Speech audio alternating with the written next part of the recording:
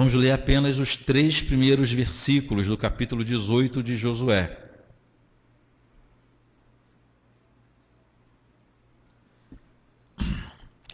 Diz assim o texto bíblico: Reuniu-se toda a congregação dos filhos de Israel em Siló, e ali armaram a tenda da congregação, e a terra estava sujeita diante deles. Dentre os filhos de Israel ficaram 7 tribos que ainda não tinham repartido a sua herança. Disse Josué aos filhos de Israel: Até quando sereis remissos em passardes para possuir a terra que o Senhor, Deus de vossos pais, vos deu? Vamos falar com o Senhor. Pai querido, nós te louvamos porque em mais uma oportunidade nesse culto podemos ler uma porção das Sagradas Escrituras. Te agradecemos, Senhor, porque sempre que nós lemos as Escrituras Sagradas, nós já somos edificados, mas nós clamamos pela atuação poderosa do Espírito Santo nesse momento, falando aos nossos corações ainda de forma poderosa, nos dando da iluminação necessária para compreendermos a Tua santa vontade revelada nas Sagradas Escrituras. Bem sabemos, ó Pai, que se o Espírito Santo não trabalhar com poder nesse momento, eu falarei em vão e meus irmãos ouvirão em vão. Que não seja assim, ó Deus. Que seja mais uma daquelas manhãs em que a Tua palavra é expressada com fidelidade nesse lugar, fazendo com que o Teu nome seja glorificado e a Tua igreja edificada. É por Jesus que nós clamamos. Em nome de Jesus. Amém. Estou com a garganta um pouco ruim esses dias e hoje pela manhã a sensação que eu tenho é que está tampando meus ouvidos. Então, se eu gritar um pouco mais do normal, né? Se desculpem o irmão Leandro vai regulando ali. Eu posso em determinado momento não me ouvir mais. Mas o importante é que vocês ouçam. Queridos, estamos chegando ao final do livro de Josué. Iniciamos a nossa exposição do livro de Josué no primeiro culto do ano. E lá se vão 4 meses que estamos nessa caminhada maravilhosa. Já vimos que o tema central do livro de Josué é como o Senhor agiu poderosamente na história para que Israel conquistasse a terra prometida. E depois de alguns anos de guerra, enfim, Israel era a força dominante em todo aquele território. Depois da guerra, da conquista, Canaã foi repartida entre as tribos de Israel. Um episódio, um momento que nós já conhecemos muito bem. Na última mensagem, no livro de Josué, foi na outra semana, né, que antecedeu a Páscoa, nós nos deparamos com a história de um homem chamado Caleb, que se antecipou à partilha da terra e fez Josué lembrar de uma promessa feita há mais de 40 anos antes de que ele possuiria Hebrom. Com Caleb nós aprendemos, sobretudo, o que é ter perseverança. Caleb não é, eu lembro de ter falado muito disso aqui, Caleb não é para nós, sobretudo, sinônimo ou exemplo de ousadia ou de intrepidez, ou de alguém que começou novos planos aos 85 anos de idade. Não. Sobretudo, Caleb é para nós um exemplo de perseverança. Daquele que ouviu a voz do Senhor, ouviu as palavras de Deus, ouviu as promessas do Senhor e partiu para 45 anos de guerra.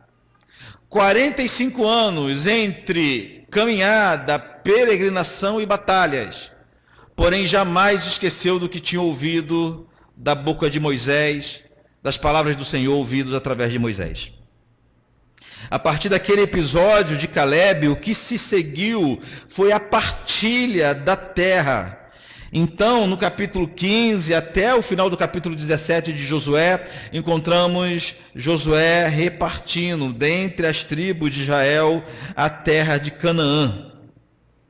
Mas depois disso tudo, houve um grande problema. Depois de tudo resolvido em tese, depois de toda a partilha feita, depois de que cada tribo teve a sua herança e elas já estavam tomando posse de sua terra, habitando em sua terra, possivelmente, depois de alguns anos, a congregação se reuniu para resolver um problema que permanecia no povo de Israel. No versículo 1 do texto que nós lemos, é exatamente isso que nós vimos. Depois, ou seja, no momento em que tudo deveria estar andando normalmente, e é bom quando as coisas começam a andar normalmente em nossa vida, quando as tribulações passam, as grandes guerras passam, e enfim, a gente pode respirar e viver com um certo grau de normalidade.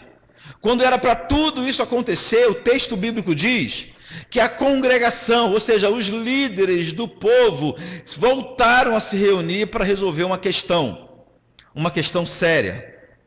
Aí quero entrar no texto lido hoje. Olha o versículo 1 de novo. Reuniu-se toda a congregação dos filhos de Israel em Siló, e ali armaram a tenda da congregação, e a terra estava sujeita a eles. Há 2 pontos muito importantes que eu quero destacar somente nesse primeiro versículo, inicialmente. O primeiro, irmãos, a liderança foi reunida para tratar de um problema que nem Josué poderia tratar sozinho como líder, e nem poderia ser deliberado por todo o povo de Israel. Havia um problema na nação, e o que foi feito? A liderança se reuniu para tratar daquela questão. Josué era o líder, levantado por Deus, mas ele não tinha condições de resolver aquilo sozinho. Não tinha. Essa dinâmica de liderança cristã, vamos observar ao longo de toda a Bíblia. Não existe um único episódio bíblico, não existe um único momento bíblico em que o povo de Deus ou uma igreja foi liderada por um único homem. Sempre o Senhor levantou homens no coletivo, um colegiado de homens. O Novo Testamento vai chamá-los de presbíteros, para liderar um povo, para liderar a igreja. Então, primeiramente, nós visualizamos isso no versículo 1. A liderança se reuniu para tratar uma questão. O segundo ponto importante nesse versículo é que no final dele diz claramente que a terra estava sujeita diante deles. Isso significa, irmãos, que Israel já era a força dominante em toda a região. Significa que a terra prometida já tinha sido conquistada do sul ao norte. Ao longo do livro de Josué, vimos como isso tudo aconteceu. Vimos como que a conquista da terra foi um mérito exclusivo de Deus. Foi Deus quem lutou, foi Deus quem guerreou, foi Deus quem fortaleceu Israel, foi Deus quem confundiu os inimigos, sempre foi Deus agindo. Por exemplo, o Senhor fez o Jordão secar. O Senhor esfarelou os muros de Jericó, o Senhor fez chover pedras do céu, o Senhor parou a lua e o sol, e quando os inimigos eram assustadoramente mais numerosos, mais equipados, mais experientes e muito mais poderosos do que o exército de Israel, ainda assim o Senhor fortaleceu o braço de Israel para ser vitorioso em batalha. Sempre foi o Senhor quem agiu. Sempre. Canaã estava conquistada, irmãos, mas prestem atenção. Ainda havia focos de resistência em algumas regiões. E depois que a terra foi dividida entre as tribos, o que deveria acontecer? Cada tribo deveria eliminar inimigos que porventura ainda existissem em seu território. Estão me entendendo? Israel já dominava Canaã, já era a força suprema em Canaã. Mas ainda havia focos em algum canto, um lugar ou outro. Alguns povos cananeus ainda resistiam. Mas depois da partilha, cada tribo ia lutar pelo seu território, se tivesse necessidade. Havia tribo, ou houve tribo, que ganhou um território já pacificado. Outras não. outras ganharam uma herança, ganharam de herança um território que ainda havia inimigos ali. Eles deveriam lutar para tirar, para arrancar, para eliminar cananeus que ainda existia em suas regiões. Mas preste atenção, a mesma ordem que o Senhor deu a todo o povo quando começaram com as guerras da conquista, a mesma ordem deveria ser obedecida agora pelas tribos. Ou seja, quando cada tribo fosse tomar o seu território, eles deveriam eliminar os cananeus que existissem lá. Nós já falamos a respeito disso aqui. O Senhor tinha por plano não apenas dar a posse de uma terra a Israel.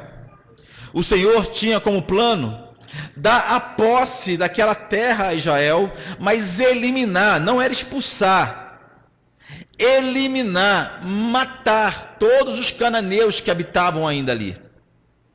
E nós já falamos disso aqui. Já falamos por que o Senhor resolveu matá-los. Já tratamos desse assunto, não é mais uma questão para nós nos escandalizarmos. Então, quando cada tribo partisse para o seu território, se lá houvesse algum foco de resistência, deveria ser eliminado.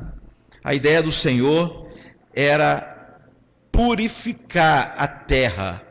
Lembra que eu falei para os irmãos que séculos e séculos antes, quando o Senhor prometeu que daria Canaã a Abraão, o Senhor já reclamava que os cananeus tinham contaminado com os seus pecados Canaã. Então a ideia do Senhor era purificar a terra. Então por que os cananeus deveriam ser eliminados? Primeiro, para purificar a terra de seus pecados. Mas em segundo lugar, para que se eles se mantivessem lá, eles não influenciassem negativamente o povo de Deus. Por isso eles deveriam ser eliminados. Como paga, como castigo por suas iniquidades. Mas para que eles não influenciassem Israel com suas práticas. Então as tribos deveriam, cada uma em seu território, dar continuidade à conquista, à purificação da terra. Mas qual foi o problema? O problema, irmãos, é que 7 tribos, olha para mim, 7 tribos foram irresponsáveis com a sua missão. 7 tribos negligenciaram a missão que elas tinham de se apossar de sua bênção e purificá-la se fosse necessário. Olha o versículo 2. Versículo 2. Dentre os filhos de Israel ficaram 7 tribos que ainda não tinham repartido a sua herança. Ou seja, havia 7 tribos que já tinham recebido a herança, já sabiam onde deveriam habitar, já sabiam qual era o seu território, mas ainda não tinham tomado posse, ainda não tinham repartido sua terra entre suas famílias. Por isso, Josué foi duríssimo com elas. Passaram anos, irmãos. Passaram anos da conquista. E 7 tribos não finalizou o seu trabalho. Olha como Josué foi duro com eles. Versículo 3. Disse Josué aos filhos de Israel: até quando sereis remissos em passardes para possuir a terra que o Senhor, Deus de vossos pais, vos deu? Nessa exortação de Josué, a palavra traduzida por remisso tem o mesmo sentido de relaxado ou frouxo. É isso. Ou seja, 7 tribos estavam sendo relaxadas com a porção de terra que ganharam. 7 tribos não deram o valor devido à terra que receberam. Mas nesse caso, o agravante, irmãos, é que segundo Josué, aquelas 7 tribos estavam sendo relaxadas com a herança que receberam das mãos de Deus. Preste atenção como isso é um agravante. O Senhor opera toda a maravilha que ele fez ao longo da história, resgatando o povo do Egito, atravessando com eles pelo deserto, deu a eles a terra de Canaã, repartiu uma porção para cada um deles, e 7 tribos, olha a porção que recebeu da mão de Deus, e ignora isso, ignora, trata com irresponsabilidade.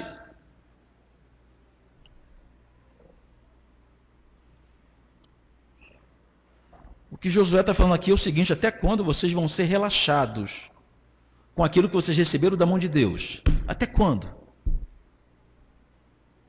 Até quando vocês vão ser frouxos com aquilo que vocês receberam da mão de Deus? Até quando vocês serão irresponsáveis com aquilo que o Senhor tem dado a vocês? Ou seja, o grande Deus, o Senhor do universo, o Deus eterno, lhes deu um presente e vocês estão sendo relaxados com esse presente. Essa negligência era vista da forma como eles pouco se importaram em possuir e purificar a terra. Teve tribo que simplesmente não foi para a sua herança. Simplesmente não fizeram isso. Nesse ponto, irmão, Josué ainda os lembra quem foi que os deu a terra? O Deus de vossos pais. O linguajar utilizado por Josué era provavelmente era para que aquela geração de israelita lembrassem de seus antecedentes.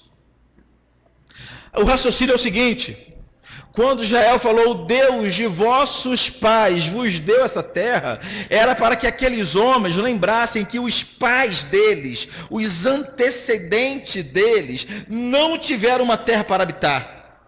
Ou em primeiro lugar, eles foram nômades, depois eles foram escravos no Egito e depois peregrinos no deserto. Aquela geração estava tendo o privilégio de receber uma porção de terra dada por Deus. Privilégio esses que os seus antecedentes, por melhor que eles tenham sido, não tiveram. Mas ainda assim estavam sendo relaxados. Ainda assim estavam sendo irresponsáveis. A pergunta que surge é por que aquelas 7 tribos não correram alegremente para possuir a terra? A visão que a gente tinha era essa, né? Rapaz, chegou em Canaã, lutou, quase 8 anos de guerra, enfim, repartiu a terra, Caleb pediu Hebrom para ele, agora todo mundo correu para possuir a sua herança, e foi uma alegria, mas não foi isso que aconteceu. Não foi isso. Por que aquelas 7 tribos não correram alegremente para possuir suas terras? Porque as terras que elas ganharam ainda tinham habitantes cananeus. Então as 7 tribos deveriam ainda travar algumas batalhas para tomar posse definitiva de sua terra. E olhe para mim, eles simplesmente não queriam guerrear mais. Não queriam. Ou eles estavam com medo, o que é pouco provável, ou eles estavam somente com preguiça, ou eles estavam com medo, pois agora teriam que guerrear sozinhos. Durante as guerras da conquista, todo o povo guerreava junto, porém depois da partilha, cada tribo teria que guerrear por si. Ou eles estavam com medo, ou eles estavam simplesmente cansados, pois já estavam há mais de 8 anos envolvidos em guerra. Mas, irmãos, nem o medo e nem o cansaço justificam o desprezo pela herança que o Senhor os deu. Não justifica. Não justifica. Até porque aquela geração de israelitas, mais do que qualquer uma outra geração, tinham motivos para confiarem no Senhor. Eles viram Deus agindo poderosamente em Canaã nos últimos anos. Eles foram testemunhas oculares da história.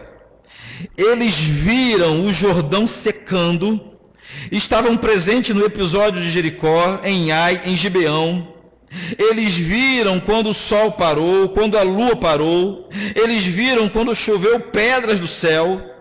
Com isso, eles não deveriam ter nenhuma dificuldade para confiar no Senhor, sabendo que o Senhor continuaria agindo por eles. Então é pouco provável que eles tenham tido medo.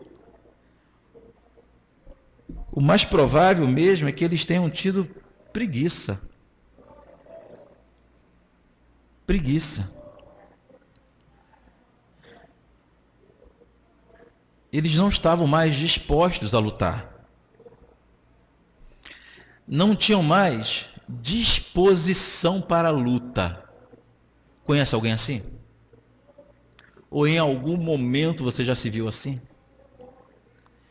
Sem disposição para a luta. Então eles adiaram a conquista de seus territórios. Eles protelaram, postergaram, retardaram em cumprir a missão. E isso tudo só tem um nome: procrastinação. Procrastinação. Que raio é esse, né? Procrastinar é transferir para outros ou deixar para depois uma tarefa importante. Isso é procrastinar. Segundo Josué, isso é um erro. Pior do que isso. Segundo Josué, procrastinar é pecado. Até quando sereis relaxados e não conquistarás a terra que o Senhor, Deus de vossos pais, vos deu? Até quando vocês serão preguiçosos? Até quando vocês vão procrastinar? Até quando vocês vão deixar para depois o que tem que ser feito agora? Até quando vocês vão empurrar com a barriga, no português bem claro, não é verdade? Era importante que cada tribo conquistasse seu território e os livrasse dos cananeus para finalizar a purificação de toda a terra de Canaã. Já expliquei que o Senhor queria eliminar os cananeus como juízo por seus pecados, mas também para que os cananeus não influenciassem negativamente os israelitas. O Senhor proibiu qualquer tipo de associação entre os israelitas e os povos pagãos de Canaã. Lá atrás ainda, sob a liderança de Moisés, usando Moisés, o Senhor falou para o povo o seguinte, vocês vão entrar numa região que o povo faz assim, assim, assim. Vocês não vão fazer isso. Vocês precisam ser diferentes. Vocês não vão praticar o que eles praticam. Vocês não terão a espiritualidade da forma que eles têm. Eles estavam extremamente proibidos de fazer, de agir da forma que os cananeus agiam. Então, para que eles não fossem influenciados, eles deveriam eliminar cada cananeu existente ali. Não podiam sequer fazer aliança. A gente viu no decorrer do livro de Josué que eles fizeram aliança com os homens de Gibeão porque foram enganados. Aí os gibeonitas tornaram-se escravos de Israel, mas aquela foi uma exceção. Eles estavam proibidos de deixar um único cananeu vivo, e muito menos de se associar a eles. Mas a Bíblia conta, irmãos, que os israelitas desobedeceram ao Senhor, principalmente nesse ponto. Pois havia tribos que até foram para suas terras, mas não eliminaram os cananeus que restavam na terra, pouparam as vidas deles, em desobediência ao Senhor. Antes do capítulo 18, vamos voltar à nossa Bíblia, antes do capítulo 18, temos pelo menos 3 exemplos de tribos que até foram para suas terras, mas não possuíram a terra no sentido de eliminar os adversários, os inimigos. Essas tribos foram Judá, Efraim e Manassés. Olha o capítulo 15, volta para o capítulo 15, versículo 62, 63.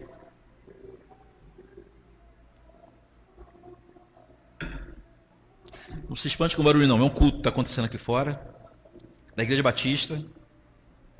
É tudo em comum acordo. Quando a gente prega, eles oram, ele canta, depois a gente prega, a gente canta, eles oram, e assim a gente vai tomando Canaã. Josué 15, versículo 63. Olha o que fez a tribo de Judá. Mas o povo de Judá não conseguiu expulsar os jebuseus que moravam em Jerusalém. Até hoje, até quando foi escrito o livro, até hoje eles moram ali com o povo de Judá. Os jebuseus não foram expulsos. Capítulo 16, versículo 10. A tribo de Efraim fez a mesma coisa. 16:10.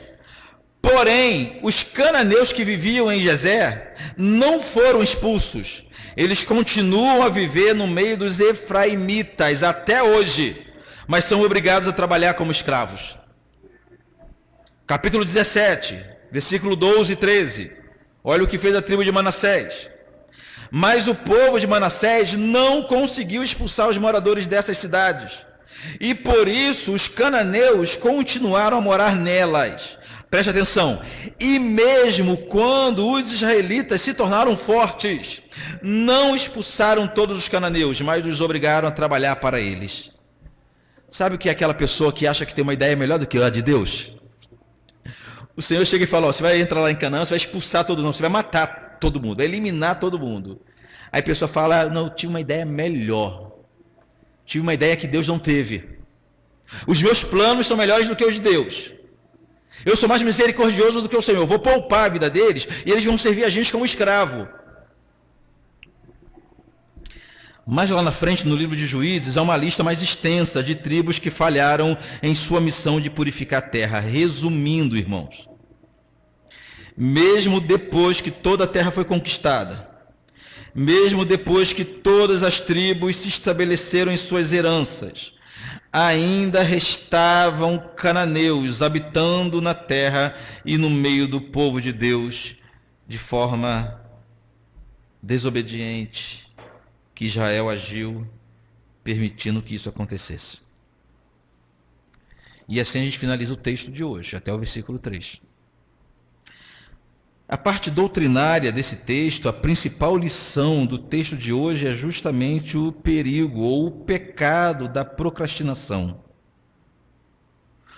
Ou lidar de forma relaxada com a missão que recebemos do Senhor trará consequências desastrosas no futuro. Eu vou explicar melhor isso. Os israelitas desobedeceram ao Senhor e não eliminaram todos os cananeus. Eu reforço. Eu já falei isso aqui pelo menos umas meia dúzia de vezes só hoje. O porquê que os cananeus deveriam ser eliminados. Mas por preguiça, por relaxamento, eles desobedeceram ao Senhor e pouparam a vida dos cananeus. Ao invés de eliminá-los, ou pelo menos expulsá-los da terra, eles deixaram que homens pagãos, preste atenção, permanecessem no meio deles. Ignoraram o fato de que nem mesmo como escravo Deus queria os cananeus vivos no meio do povo. O problema foi que com o passar dos anos, com o passar do tempo, aqueles poucos povos cananeus fracos que ficaram como escravos, com o passar do tempo eles se fortaleceram dentro da terra de Israel, no meio do povo de Israel. Com o passar dos anos, eles cresceram, eles se multiplicaram, eles se reorganizaram e passaram a ser um dos principais problemas do povo, era ter os cananeus como vizinhos agora. O livro de Juízes, que segue o livro de Josué, o livro de Juízes é praticamente o livro todo contando a história de guerras que Israel travou com povos cananeus que não foram eliminados no passado.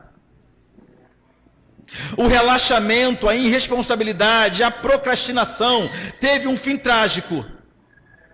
Eles passaram a vida inteira lutando, e pessoas morrendo, perdendo vidas, porque um dia eles foram relaxados. Olha o que diz Juízes capítulo 1. O livro de Juízes capítulo 1, versículo 1. Eu vou ler para os irmãos.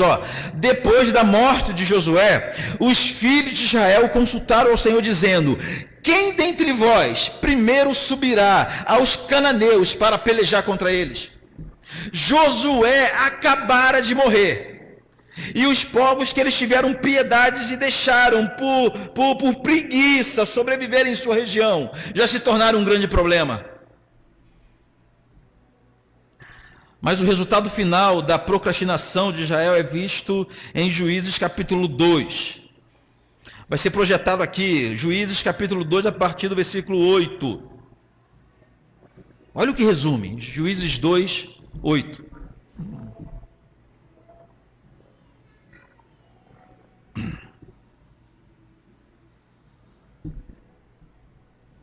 Vou esperar que eu quero que os irmãos acompanhem essa leitura que é longa.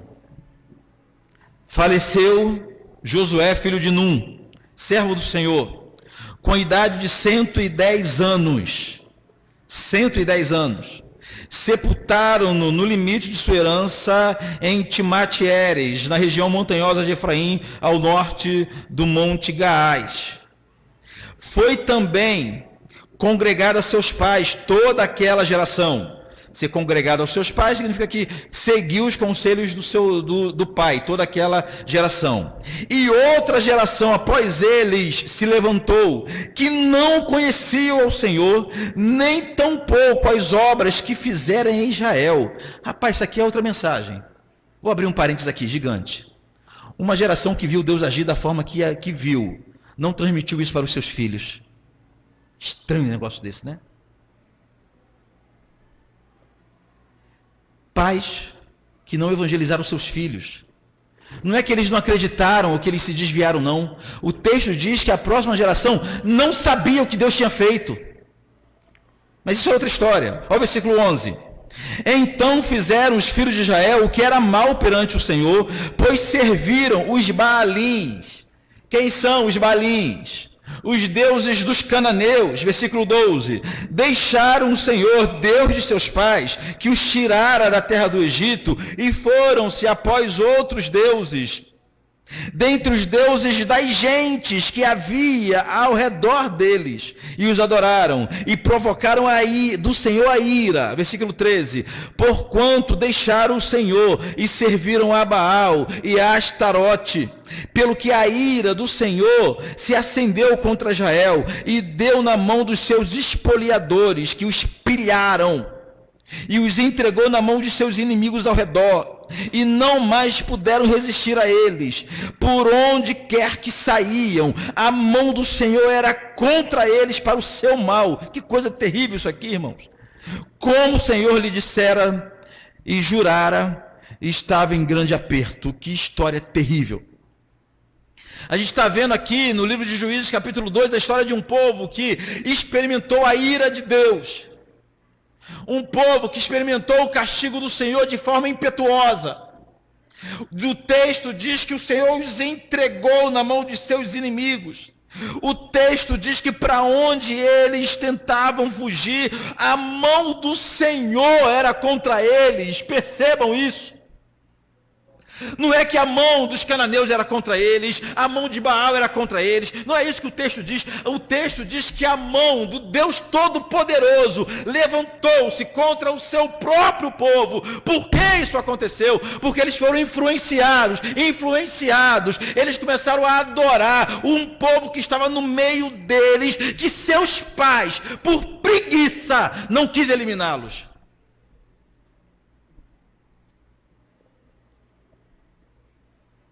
Não é só irresponsabilidade, não. Eu estou falando das consequências de nossa irresponsabilidade. As consequências de deixarmos para depois o que tem que ser decidido imediatamente. As consequências de escolher rapidamente um caminho a seguir. Não estamos de brincadeira. É caso de vida ou morte. Se não tua, da próxima geração através de você.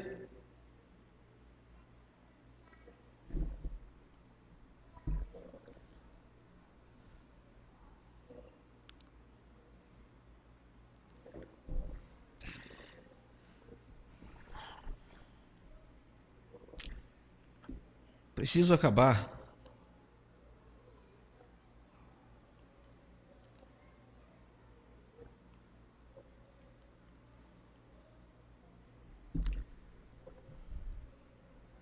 Aquela geração de Josué não tinha a menor noção da consequência de seus atos. A geração de Josué pensou o seguinte, eu simplesmente não vou fazer o que eu tenho que fazer. Isso não faz nem mal nem bem. Eu não sei se eles reunidos, se eles procuravam desculpas, como a gente faz, né? Alguém pode ter chegado numa reunião e falado: irmãos, chega de guerra, hein? Agora é a cultura da paz. Chega de morte. Chega de espada. Agora a gente tem que dar bom testemunho. Não vamos mais entrar em guerra com ninguém, não. Vamos fazer amizade com eles e deixar eles no nosso meio.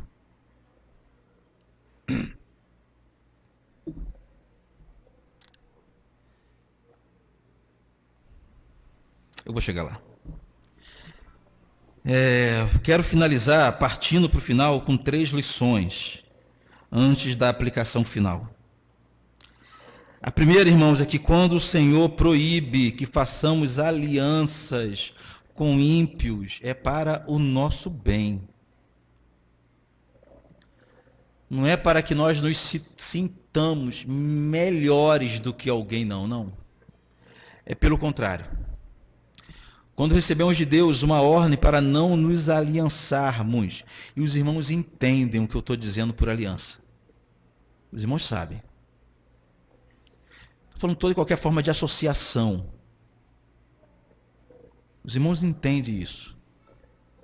Sobretudo, relacionamento conjugal. Os irmãos entendem isso. Fingem que não entendem.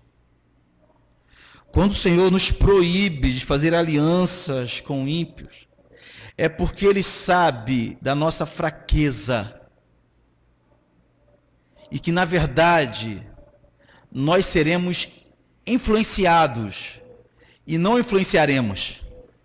Ele sabe disso. Ele sabe disso. Não adianta vir para mim com essa história: pastor, eu estou fazendo aqui um namoro evangelístico. O meu namoro é uma evangelização. O candango é ímpio, ele não acredita em Deus, odeia a igreja, mas eu sinto que é uma missão. Você não me engana e nem se engana, muito menos ao Senhor. É Ele quem vai te influenciar, é ela quem vai te influenciar. É ela.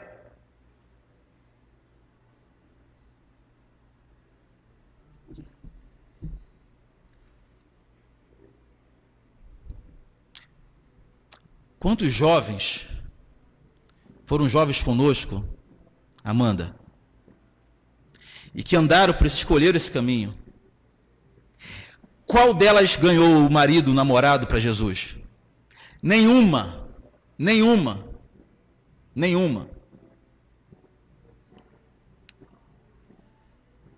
Então, na verdade, o que o Senhor está fazendo é nos proteger. Ele sabia que na primeira oportunidade Jael se deixaria influenciar pelas práticas pagãs, e foi exatamente isso que aconteceu. Os cananeus estavam ali como escravos, mas estavam influenciando, sobretudo, sua espiritualidade. Quando daqui a pouco eles estão cultuando também os deuses deles, quando daqui a pouco eles estão fazendo os casamentos mistos, quando daqui a pouco eles estão completamente afastados do Senhor, até acender a ira de Deus contra o povo. Então, ouça, é para o nosso bem, é para a nossa proteção, quando o Senhor nos dá ordens para não nos aliançarmos com ímpios. Em segundo lugar, às vezes, não fazer nada é tão pecado como cometer as maiores iniquidades. Há um pecado chamado também pecado de omissão. É aquele, nós já sabemos disso, aquele que podendo fazer o bem, não faz, está pecando. Sabemos disso. Mas percebam que as consequências desse ato de relaxamento, de frouxidão, de 7 tribos de Israel, teve consequências nefastas para o povo todo. Para o povo todo.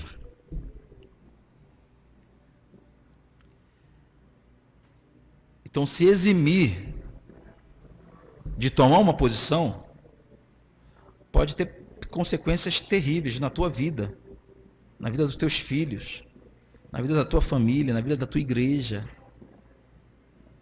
Todo mundo pode ser prejudicado e futuramente provar da ira divina, porque você não quis tomar uma posição correta no momento certo.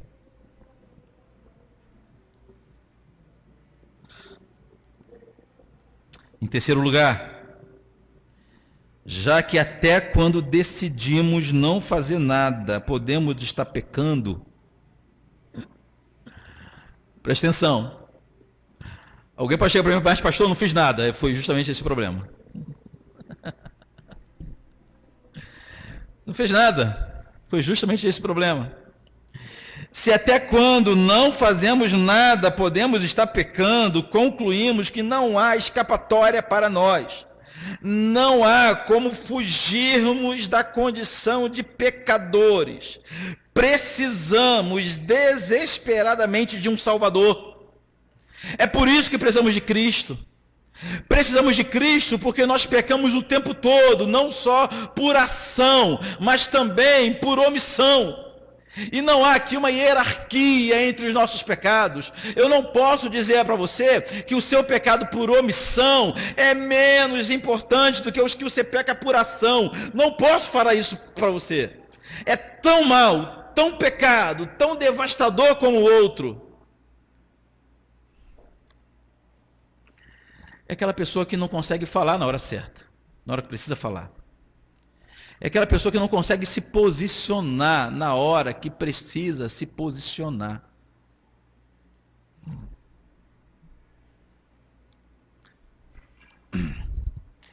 Uma vez um amigo chegou para mim e falou o seguinte: Ricardo, eu estava reunido lá na reunião e falaram isso de você.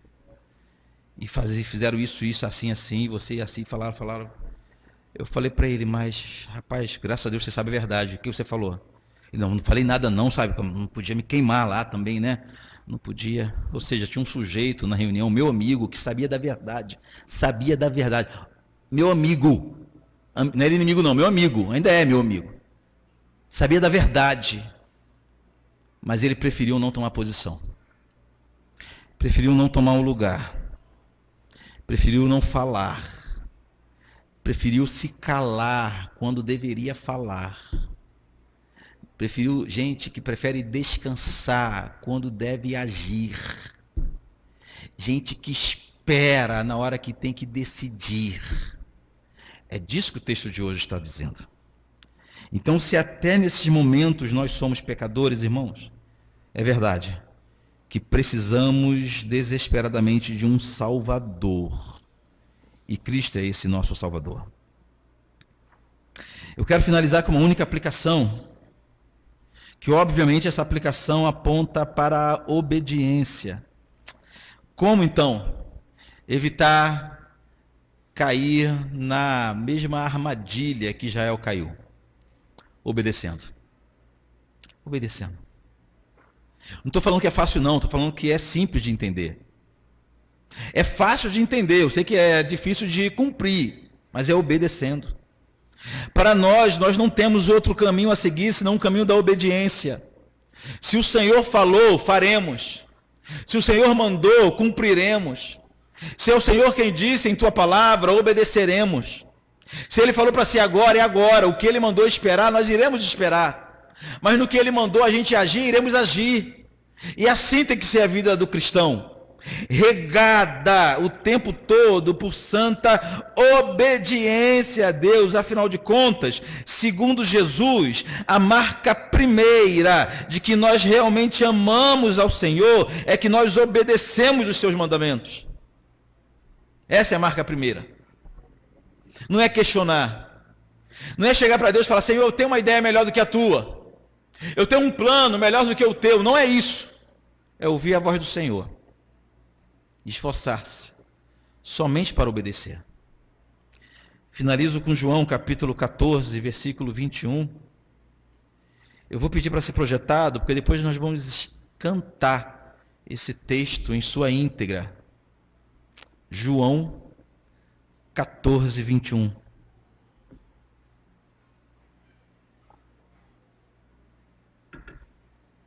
Chama aqui o pessoal da música para nos ajudar. Olha o que diz o texto bíblico. Palavras de Jesus. Aquele que tem os meus mandamentos e os guarda, esse é o que me ama. Aquele que me ama será amado por meu Pai, e eu também o amarei e me manifestarei a ele. De repente, a tradução em português nos dá alguma dificuldade com esse texto, né? Porque a gente pensa que guardar é memorizar. Não é isso? A ideia que tem não é essa? Guardar, você aprender, memorizar, escrever num texto, ou deixar a Bíblia aberta lá na sua casa, em João 14, 21, ou em algum dos mandamentos. Mas não é esse o sentido de guardar, não. Guardar aqui é o sentido de obedecer, conhecer e obedecer.